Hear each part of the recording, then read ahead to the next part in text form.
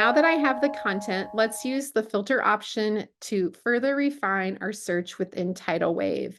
And up at the top, I just showed you how I would do a search, and I search for Big, the new Caldecott winner, and I just absolutely adore this book. And so I type that in the top. And when I click then on search, it will bring up that book. But because I have the Best of Titlewave set up, it will also show me in there that it has the Best of Titlewave preferences that I have set up for those positive reviews. And so I like that because I can get instantly that little message at the top that knows that it has fallen into that criteria that I have saved within my Titlewave. And I like that I can even change this when I want to. And so I can make changes to this whenever I want to be able to change up those Best of Titlewave review settings too.